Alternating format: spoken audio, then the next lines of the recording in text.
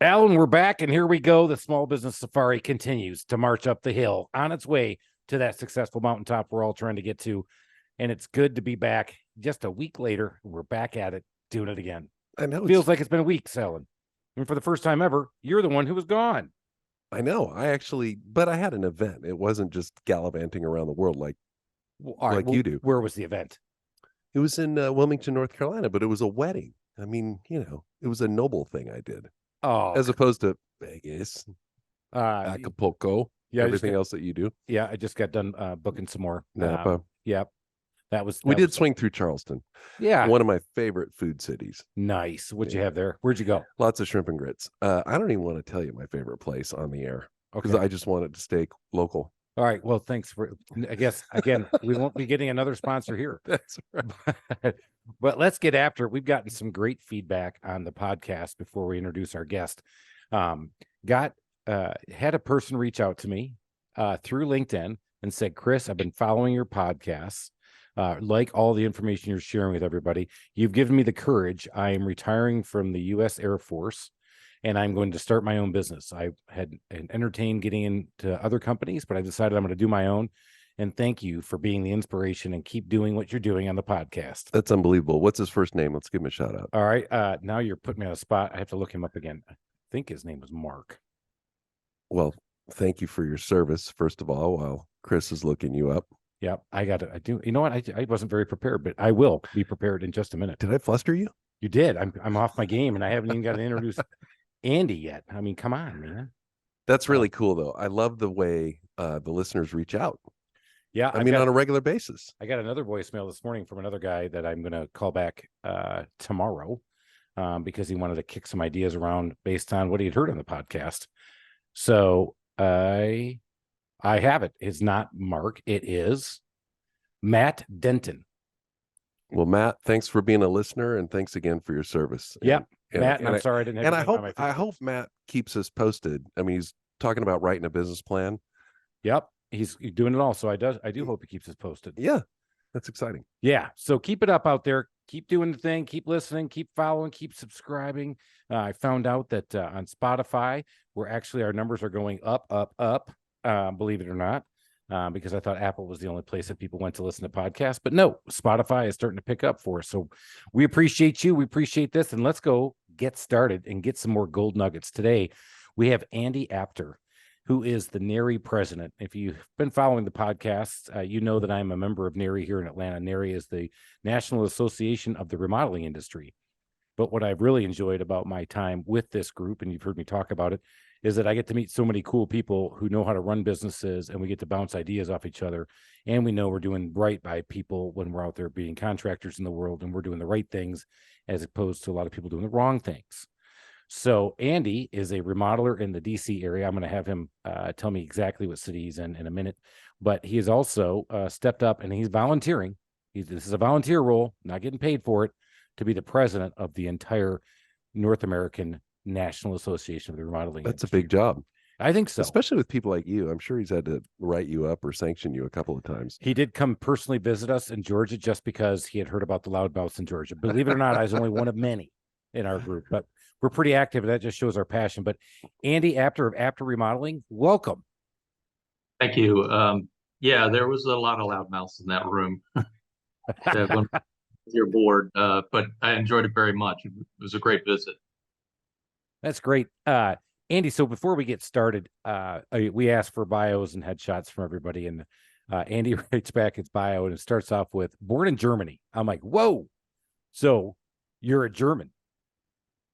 I became an American citizen when I was in third grade, but I was a German before that, and I didn't realize what a big deal it was until I came back to the class after becoming a citizen, and my teacher promptly had me go in front of the class, explain what happened, a lot of which I didn't understand and know at that young, but yeah, I became a citizen when I was in third grade. That's really cool. Do you have a lot of family back there still? I do. I have cousins and aunts and uncles still in Germany, in the south western part of Germany, near Frankfurt. Do you speak German? Ja, ich spreche ein bisschen Deutsch. Ah, beautiful. If I Also even good. understood. That was He good. said I speak a little German. Oh, thank you Yeah. for translating for me, Alan. I'm so happy we did that. So when you obviously came with your parents, moved over here, is that how you got here? So my mother remarried, and she remarried to a guy that came to Germany. He was studying to be a dentist. And before he left, he was stationed in Germany. He was in the army. And before he left, his mother said, "Whatever you do when you're over there, don't marry a German gal." And what did he do? He met my mother and married my mother. Told my mother, a lot of GIs probably told this story. I'm going to go back to America, and then I'm going to send you to America. I'm going to have a plane ticket for you and your son to come to America. And he left, but he was there when we got to the airport in America, so he held up his end of the bargain. Oh, cool. Wow, look at that. All right, so are you always been from the DC area, and or did you end up moving towards there? I lived in Maryland most of my life. Once I came to the United States, and I've lived in Maryland, and right now I'm in Annapolis, Maryland, which is about 20 minutes outside of DC Gotcha. on the Chesapeake Bay. Beautiful. Yeah, beautiful area. And if you can't see this in the podcast, but he's coming to us live from his house, and it's beautiful. But I don't think that looks like Maryland to me. So we might. This is place. Sarasota, Florida. I have another home in Sarasota, Florida. Beautiful. So let's get into the how you got into the remodeling business. Is it something you grew up into? Is it something that somebody inspired you to do, or are you doing something completely different? How'd you get into it? You know, it was funny because growing up, my dad and we built a playhouse outside one time, and we were, putting it together, and you would think, wow, and once I put something like that together, I'd have an interest in it, and I really didn't. But I think I kind of fell into it. I was between high school and college. Well, in between high school, I worked construction, and then when I went to college, when I came back from college, I worked construction, and I had this brilliant idea with my dad that I told my dad that I want to take a year off and work construction. And my dad said, "Well, where are you going to live?" And I said, "Oh, I'm going to live here." He said, "No, you're not." So I ended up kind of falling into it. I took to it really quickly. I was really lucky that I apprenticed under a master framer, probably to this day the best framer I've ever seen. And I was the grunt that was carrying the lumber and learning on site. The carpenter I worked for didn't want to teach me because he knew if I learned, I'd leave. And one thing I felt every day at the end of the day, carrying all that lumber, was that I knew that that house wouldn't be there if I didn't carry the lumber. So I had like ownership of the position and respect for it. I apprenticed for maybe 2 years. After 2 years, I told my boss I was cleaning offices at night for a attorney who incorporated me because I knew I wanted to go into business for myself. And I said to my boss, I said, I got this job coming up putting a hip roof on a flat roof gas station. And I think I'm going to go into business for myself. And he said, "Hey, really?" And I said, "Yeah." He said, "Hey, good for you. If it doesn't work out, you can always come back." So that's all I needed to hear. And I never came back. I've been doing this for 42 years now. Holy cow. What did your dad want you to do? My dad, being a professional, my dad is a retired dentist. And my mother and father both wanted education for me. They felt like college was the way to go. And part of the thing of where you're going to live when you take a year off, my dad was trying to scare me back into going to college because he thought that was best for me. But I grew up in a white collar family. My dad provided really well for our family, and I knew that I wanted the same. And I saw the opportunities early on. I saw it in the construction field. I've always been a really good salesman, and I've been a good craftsman, and I was able to hire a lot of good employees, and I've had a very good career for, like I said, over 40 years. Is that a rare thing, to be a great craftsman and a great salesman all at the same time? I think so. Andy, what do you think? Yeah, the business part of it came later for me. There's a saying, the school of hard knocks. I've paid a lot of prices for my mistakes and for what I didn't know. And that's one of the things I really like about NARI is the education that you get, the certifications you get, the training you get, and the ability that you have a network and a place to learn. And I wish I had that when I started off, because it would have saved a lot of headaches. But you know, better late than never, right? Yeah. No, well, you obviously did well. You started off, you had one job. You say, hey, I'm going to go start my own business with one job. But you're like, I'm going to fall back on my skills of sales. But at the time, you were a crew of one, maybe had another person. It's hard to sell while you're doing the work. So how'd you had to get the second job and the third job. How did you start to grow? Yeah, it was a lot of late nights. It was 7 days a week. It was just, never giving up, just working nonstop. It's a hunger that you have in your belly. When I worked for the framing carpenter that I worked for, I saw what he was doing, and I looked at this guy and I thought, I want to be this guy. I mean, I wanted it so bad, I almost shook, because I just knew that I could fill that role. I knew that I could do that, and I loved carpentry. I loved what I was doing, and ironically, now being a remodeling contractor, which I've been exclusively doing for the past 25 years. Having that carpentry background, ironically, came as a great skill set, because that's probably the heart of the home and the bones of the home, and one of the most important things, and everything else revolves around the carpentry. So if I had have gotten a really good education in electric or in plumbing or something else, it wouldn't have served me as well as the carpentry did. So part of that I probably fell into. And the other was, again, just the hunger and the drive to learn and to succeed. That's I mean, to know that at 19, 20 years old and to still be in the same business. Clearly the two of us can't say that we did the same thing, because we've been all over the board trying a lot of different things, and a lot of people have. And then we talk about that. You got to build your skill set. You got to build your toolbox. You got to put those skills in that toolbox. And obviously I started my business a lot later in life, but you stayed with it. You stuck with it. You started to grow. When did you start to bring on your first employees, and how old were you then? No, it was pretty quick. Probably within a year, the first year. Actually, believe it or not, I still have that one of those first employees with me to this day. No way. That's amazing. Yeah. I'm going to go in the not believing. I'm doing Ripley's. No way. Oh my gosh. I mean, for as much turnovers we have in this business, which is really difficult, and that, you still have your very first employee. Yeah. I used to pick him up from his house when we started, because he didn't have a car, and he answered an ad in the newspaper for a carpenter's helper, and a great skilled craftsman today. And I've taught him everything he knows, I'd like to say. Yeah. Oh my gosh, that is amazing. Well, testament to you and your demeanor. You can tell in the way you take care of people. So as you were growing, you started to add people. When did you start to get off the tools? Probably in the mid 90s. I got to the point where it was more work to manage the business. Also, I ended up building an office for myself. I ended up buying a piece of property and putting a building on it and working out of it. So I retired my pouch and my hammer, and because it was a full-time job. The business end is definitely a full-time job. It was a full-time job keeping the books, full-time job going out and selling the business, full-time job managing the business, managing the customers.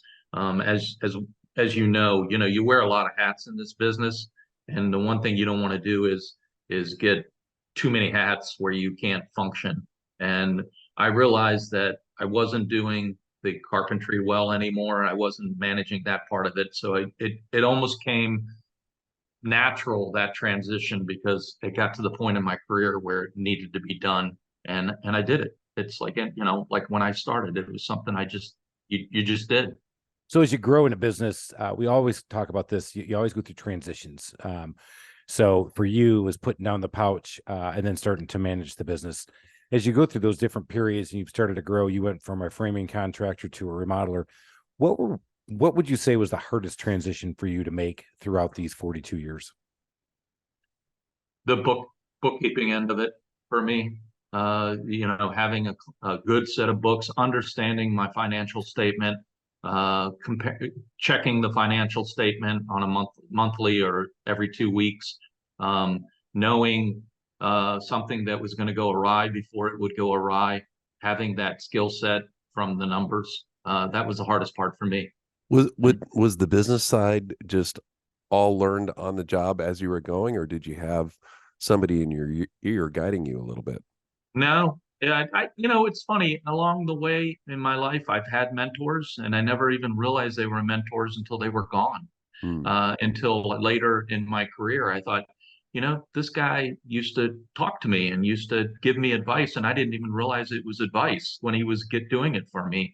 At one point, I had another builder that was a friend of mine. I was on a commercial project at the time, and I wasn't getting paid by the GC. And I was just having a casual conversation with this other builder friend of mine, and he says, "Oh my God, those guys are, they're bad news." He said, "How much do they owe you right now?" And I told him. He reaches into his desk, he brings out this big checkbook, he writes a check, hands it over the desk to me, and he goes, "Here you go." I said, "What's this?" He goes, "Well, this is just until the guy pays you back." And I said, "Well, he may not pay me back for a while." He says, "You're good for it. Don't worry about it." I mean, that blew me away. I mean, it was a pretty good sized check too at the time. I think it was a commercial trim project, and I think I had 20 carpenters on that job, working on that job. It was a sport and racket club, and we were installing cherry wainscot, cherry crown, cherry doors, cherry windows. It was a high-end millwork project. And I was in over my head because you must have been freaking out when that guy wasn't paying you. Yeah, of course I was freaking out because, the backside of the story is I did have a line of credit, and I tapped into the line of credit, and I didn't have anything left on the credit. And this was a big DC contractor, and they paid their people 90, 120 days out. That's just the way it worked. And I didn't know that going in. And here's this guy who's my mentor, who believes in me and trusts in me, gives me a check sight unseen. I mean, it tells me more of what he thought about me than I understood of how he felt about me at the time. And of course, I paid him back.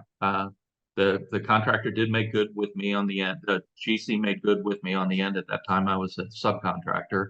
And again, these people come in and out of your lives, and you don't realize it and until they're gone most of the time of how important they are. A big piece.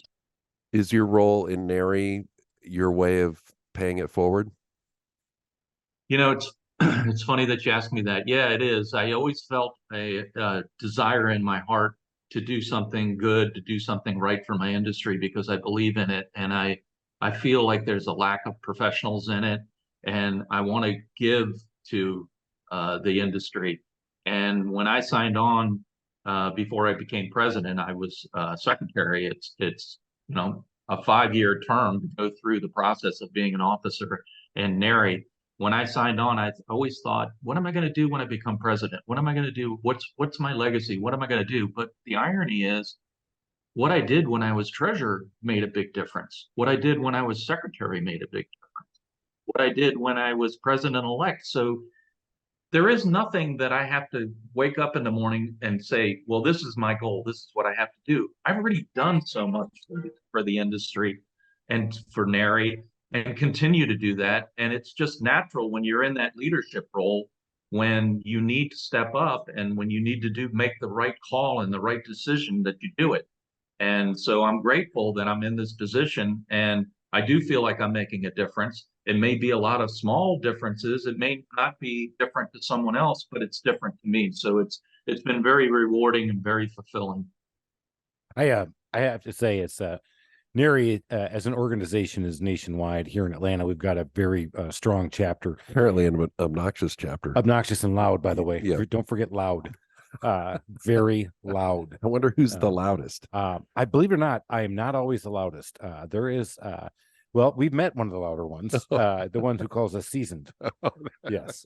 We're not old, we're seasoned. I know exactly who you're talking about. Yes, you do. Amanda has been listening to the podcast. I'm going to tell her that we give her a shout out here. But again, that's when I was actually I was asked to come in and help. This is how I got into it. I was attending the NARI events, and I'm running my business, and selfishly, I'm trying to run my business, and NARI is supposed to be giving me things. I'm not supposed to be giving them things. Back to you asking if Andy was paying it forward. They stuck me in, and here's how we did it. Mark Gailey. You were there to take. I was taking, man. Yeah. And Mark said, Chris, can you help me out with our finances? And I got in there and started digging in, and they were atrocious. The books were horrible. We were losing money as an organization. We were digging into our reserves. And so I started digging in, and he goes, well, I think you should be the head of the finance committee. And I was like, well, no, I'm just here to fix the books. I got to get back to running my business. And then he goes, no, I think you should do it. So I did. So he asked, and I did. And now I'm the vice president, and on my way to becoming a president one day here. And it is. Andy said this, and I want to talk about that a little bit. So you're more. after Andy's job? Oh, no, that national one. Oh, no, just the local one. Back to being. I got sucked into this, Alan. No, I'm kidding. It's been great. No, it's been good. And then I tell you what, it's sometimes reluctant leaders are the best ones. Yeah, well, I'm in now, and I really enjoy it. And we talk about being a loud, obnoxious group. I'm telling you, there are guys. Back to Andy's point about mentors. I mean, I can pick up the phone and ask a question. We had a great guy, and we've had him on our podcast too, Dan Weidman, where I went to his office. I said, hey, Dan, do you mind sitting down with me and my remodeling manager? Went there, spent 2 hours with us, opened up his book, showed us how he does everything in his business, which is completely different than mine, but yet very similar, right? Because it's still remodeling. So, Andy, as you worked your way into the NARI chapter and did things, did you find that the NARI people became some of your mentors that you said weren't really mentors at the time? Yeah, I don't know if you know, but I myself and Joe Bowen founded our chapter. We're the inaugural members, and we put this chapter together. It's called the Chesapeake Bay chapter, and it was necessary because the only place in the DC metro area to go was to join the Washington chapter, and you'd have to go into Virginia, and traffic is crazy, and it was just very difficult and to attend meetings. And the only other chapter in Maryland is Mid-Maryland, which is about 40 minutes north. And so we founded this chapter, and I would say that Joe is a mentor of mine. He's also on the board right now, on the national board, and a great leader, smart guy. And it always amazes me how I continue to learn things. And Joe has taught me some things indirectly, just with conversations and just with his experience level and his dedication and all the organizations he's been a member of. And he's just a great business person and a great leader. And I'm grateful to be working with him. I'm grateful to be with him on the board. And I'm grateful that he's, a national board member. All right, we'll come back to NARI in a little bit, but I got to get back into Andy. Andy, obviously, outside looking in, you're successful. 42 years, ran the business. You got a house in Annapolis. You got a house in Sarasota. We haven't gotten to some of the other things that he's very successful outside looking in. We'll get to that in a minute. Tease after we do a little advertising. Okay, and we'll punch that one. All right. Okay, you got a secret. I do. We'll come back with that secret. You'll hear it right after this. But now we're back. So as we're back, Andy, did you ever have a time where you said, that's it, I'm out of here, I'm not doing this, I'm giving up, this isn't working? My wife is looking forward to that day because she is semi-retired. She's a dentist, and she works about 6-7 days a month. And I've cut back quite a bit. But no, you know what? Every morning I get up and I look forward to the new challenges that lay ahead. I really like my customers. I like working with them. I like providing the service that we provide for them. And I must be doing it right, like you said, because I have a lot of repeat customers. I've worked for a lot of customers' kids. I've worked for their parents. And there's not a day that goes by. I have frustrations like anyone else. Sometimes I, tug on my hair, but no, I don't have those kind of days. And I think when that day comes up, I think it's going to be time for me to retire, to hang it up. Yeah, I think that's obviously you're in the minority on this one. Well, number one, you've got hair. He doesn't tug on it nearly as hard as we do. Clearly, I've tugged on my hair way too much. But Because I've gone through the ups and downs, and it's been tough. And you know, I'm very proud that after 15 and a half years now, I've never missed payroll. Made it again this week, you know, and but there are days, you know, there's times at 3:30 in the morning, I'm like, what have I done? You know, I left corporate America, I had that job, and here I am running my business. But you said something that's what keeps me going and kept me going in the darker times, is that when I woke up, I was like, all right, there are problems to solve, and nobody better out there to solve them than me. So I'd rather take my own problems and solve my own. And then, so that's a testament, again, back to your business. One of the things that we want to talk about in your business, you mentioned to me when we met in Atlanta, you grew to a pretty good size, and you're talking about scaling down a little bit. How big did you get? And then when did you decide to start narrowing down your focus to just, and I forget the name of the city you're working in primarily now, but if you could share that. Annapolis. You're all right. So you're right in Annapolis. I got you. Yep. So how big did you get? And then as you're scaling it back, how did you start to narrow down your focus? So at one point, I thought it was really cool when I had 35 or 38 employees.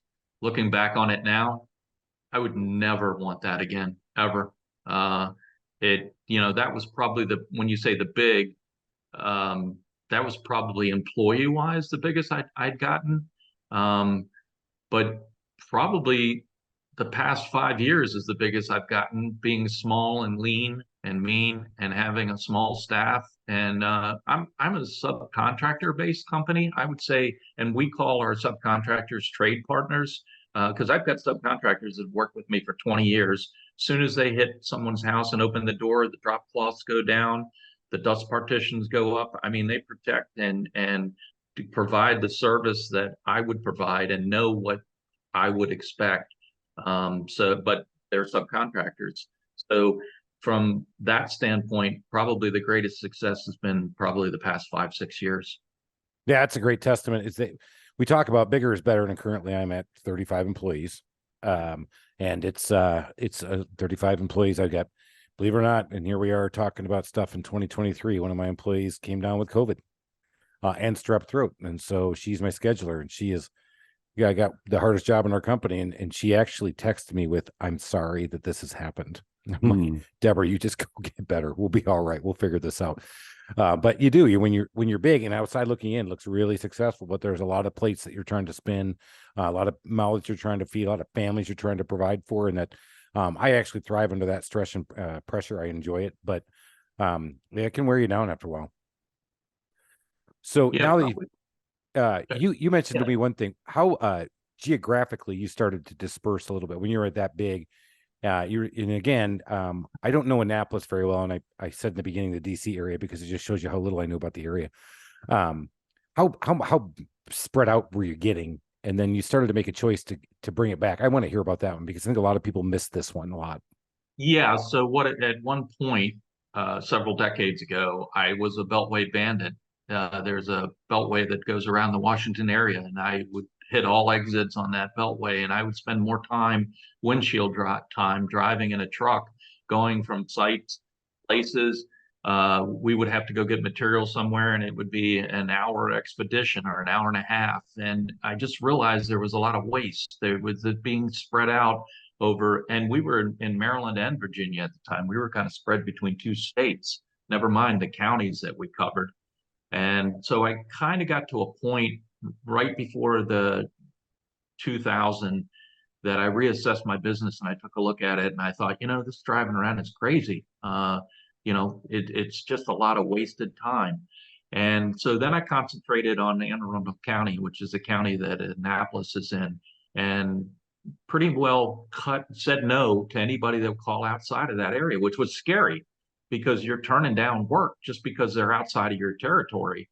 And it paid off. I got a reputation locally. The phone is still ringing away on a local payout that has worked out really well for us. I think that's the point that I think a gold nugget in there is bigger isn't always better. Better is better. Warren Buffett said it best. And geographically, at one point, there are times where you just got to sit back. Sometimes we start digging so hard as business owners that we just don't take a breath and go, wait a minute. Do I really need to be a Beltway bandit? Do I need to really be driving 2 hours to pick up lumber because I can't find it anywhere else? Or maybe if I focus in one area, things will actually be better. And he just said, last 5 years have probably been some of my most successful. And that's actually by lasering in, moving in that focus as opposed to casting that wide brush, putting it in, getting that focus in. It's hard to do sometimes because your ego says, yeah, I'm working in 2 states. I'm working in 25 counties. I got 35 employees. Look at my big old revenue line. And you go, wait a minute, your sanity says what? Man, I'm tired. So that's been excellent. All right, I teased this, but we've got to talk about this. We have a good friend who's a Viper enthusiast, and one of the things that Andy shared outside of work that he likes to do is he runs, and he's in the Dodge Viper Club, and has, I believe, more than one, right? I have 3. There we go. Different color for a different day, or what's the deal with 3 Vipers, Andy? Different generations. The first one I had, the first generation, I actually have the first production year, which is 1992. They made 285 cars in 1992. I have car number 187, and it has about 7,000 miles on it. And then I have a Gen 3, which is a 2004 convertible. And that car has 505 horsepower, about 500 pounds of torque. And then I have a Gen 5, which is the last edition that they built. It's a 2014, and it's gunmetal gray, and it has 640 horsepower and 600 pounds of torque. And when I bought it, I took delivery of it. I bought it from Woodhouse Dodge, which at the time was the largest Viper dealer in Nebraska, of all places. And when I bought it on online. They shipped it to my house, took it out of the trailer. I took it for a ride, and I was doing about 90 miles an hour. And I remember I was shifting, I think, from second to third, or third to fourth, forgot which one. But I didn't realize I didn't have the traction control. And when I shifted into the next gear, I let out the clutch, and the rear end broke on me. And it was a mind-boggling experience at 90 miles an hour, almost losing control of the car. So now when I take the car out, I make sure the traction control feature is on. Have you taken it on a track before? I have, being a member of the Viper Club. Actually, in first week of September, I'm going to Colorado Springs to an event. I'm having the car shipped out there, and we go to different tracks. But I've driven on Charlotte International Speedway, Texas International Speedway. I've driven on Cody, which is Circuit of the Americas, which is an amazing track. It's a Formula One track. I've driven on Miller Motorsports Speedway. I've been to Detroit, been to Chrysler Proving Grounds. I mean, being a member of the club is almost as much fun as owning the car, because when I go next month to Colorado Springs, there's going to be between 200 and 300 cars there. And Vegas International Speedway. I went to Vegas as well. What's your top speed? 185 miles an hour in a Hello. A Gen 2 Sapphire Blue 2001 ACR Viper that was modified. It did 185 miles an hour in that car. Yeah, I think what does this have to do with business? Well, listen, the business doesn't have to be defining you. You got to have some fun with what you do. Right, Alan? I mean, I'd like to take a few vacations. Yeah, you're not taking it to the extreme, but that's okay. Right. I get where you're going with this. Right. So, but that's why just for a minute, I had no idea there was this Dodge Viper Club. So after Andy had mentioned this, and I knew some guys who've had it, and we have the Atlanta Motor Speedway here. So I looked this thing up, and I was like, man, what a pretty cool group to be part of, right? So I thought that was really interesting, super cool. Do you have any other interests outside of that hobby? I've been a snow skier my whole life. Slowed down on that a little bit. But I guess if you call coming down to Sarasota to my house down here, that's my hobby. Relax time. I got a nice pool here. We're a bike ride, 10-minute bike ride to the beach. And it's a great spot here. So just enjoyed being here with my wife and having chill time. Oh, that's awesome. Yeah. So Well, I guess we'll go back to business if we need to. Do you have an exit strategy in mind for what you're going to do? Not giving it away for people. Is it employee buy? Is it somebody strategically buy? Do you just hand the keys to somebody? Are you just going to just walk away? What were you thinking? Yeah, so I've already talked with a broker about selling the business. It won't be an employee. I talked with my accountant. When I get serious about it, which I suspect will be in the next few years, I'll get a lawyer involved, and then I'm going to sell the business outright. Nice. And I think that's a testament to building a business with processes. We've talked about that in our business as you in any business you start. It's okay to talk about the exit strategy in the beginning, in the business plan. It's okay to figure out what you're going to do, because what you're going to figure out what you can buy, or if you need to start your own, and then eventually what it's going to be worth. Because as a business owner, we all think it's worth usually 2 or 3 times more than it really is. And we also know the data says 82% of the businesses on Biz Buy Sell do not sell. Sorry, I don't remember the author, but there's a book written by a small business construction owner, and it was called Sell Out or Walk Out. And it was just like basic explanation of selling a business. And it was a really good read. It was a thin book. It's not that thick, but it was I'm sorry, I don't remember the author. But it was a really good read on what it takes to sell a remodeling business. And one of the things that he said would be the ideal thing to sell it to an employee. I'm just not in that position. My employees are older like I am. And I think when I retire, they're not going to want a construction business. Yeah, that's what I actually have just been approached by a local company asking me if I would buy out him as a handyman. He says, "Hey, I'm thinking about getting out." I'm like, "Really? Can you take me with you?" He said, "No, that's not what I was thinking. I was thinking maybe you'd be interested in it." So we'll see what happens with that. And I've really enjoyed. Thank you so much for coming on. But we can't let you go without, number one, let's go ahead and pitch your business. Apter Remodeling in Annapolis. You know anybody in Annapolis? That's where they got to go to get their remodeling done. I want to thank you again for your service with NARI and what you're doing as a president. We're going to push this out not only locally, but try to get this out to the NARI group as well, because I think this is a great testament to what this association could do. And thank you for that. But we've got to ask you a couple questions. Please. So you mentioned one book, but could you give us another book that you think our audience would really enjoy reading? This is a fantastic book. I've personally bought it for a lot of friends. I just send it to them. I don't even tell them that it's coming. I go on Amazon, I put their address in and send it to them. It's called Can't Hurt Me, and it's by David Goggins, and he's the first Navy SEAL who also was on Delta Force.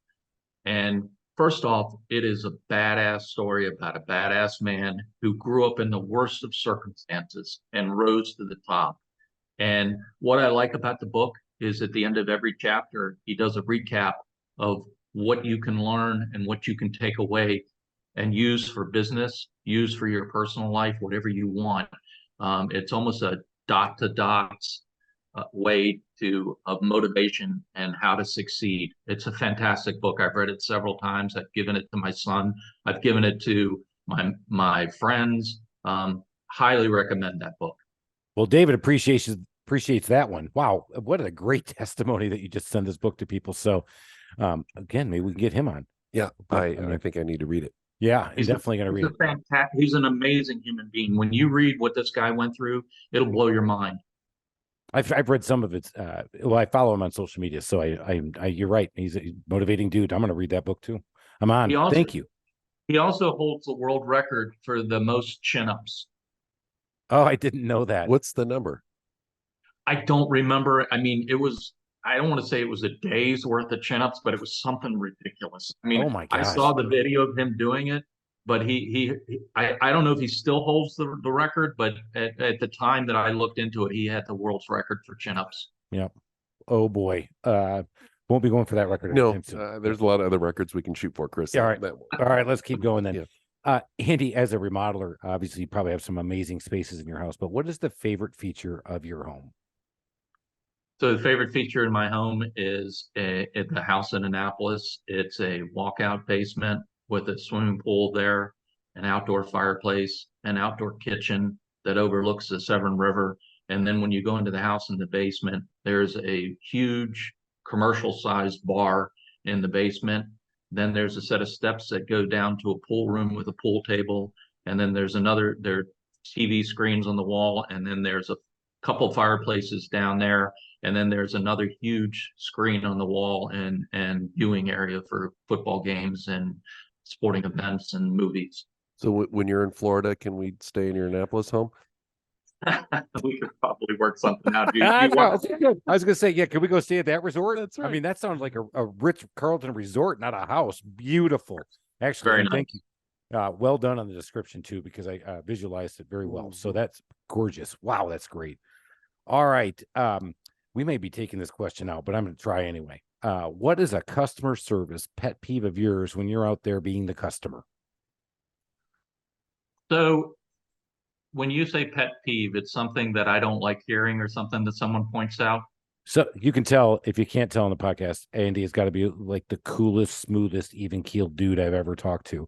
So I don't think anything really gets him upset. And because I'm the exact 180 opposite of that. So what I'm talking about is when I walk into a store, give somebody the eye, like, hey, I need some help, and they run away, I actually literally start running after them. You'll actually see me in a dead sprint in a Home Depot if somebody doesn't help me. So that's a pet peeve of mine. It's something in the customer service process that maybe you think should be happening that just never does, or when it doesn't happen, it drives you crazy. I don't really think I have one. All right, there you go.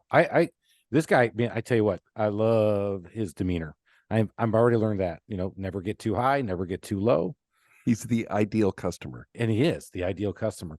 Can we come work for you as handyman? All right. Last question. Give us a DIY or a contractor nightmare story. Death, dismemberment, fire, flood. Unfortunately, this is the greatest and saddest story all wrapped up together. About 4 years ago, I did probably one of the largest remodeling projects of my career. It was just under a $4 million remodeling project. And it was a couple.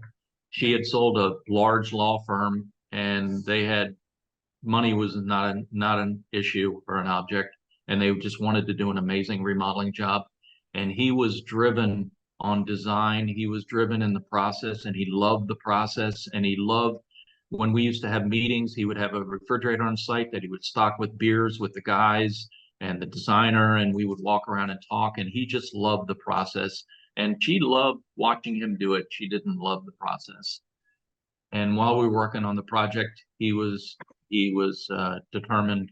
He found out he had brain cancer, and it was terminal. And I talked to a doctor that I had as a customer, and he said 95% of the people with brain cancer die within the first year. And he did pass away.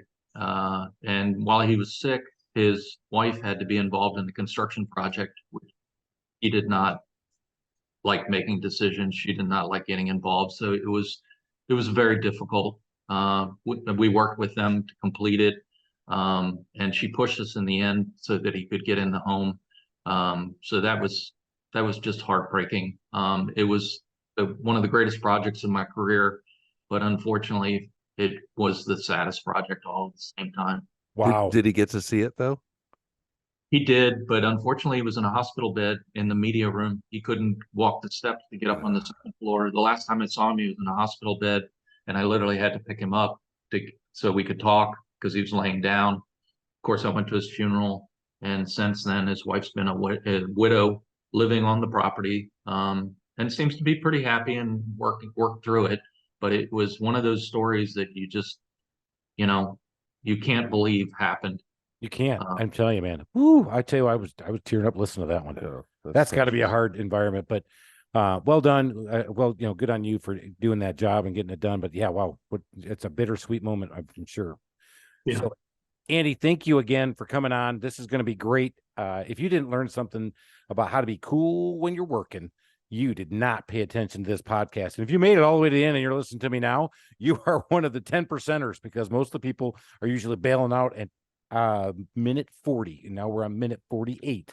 So if you're here at 48, thank you for making it. Go out there, make it a great day. Get up that mountaintop. Let's go see what success looks like for you. We're out of here. Cheers. Thanks, Andy.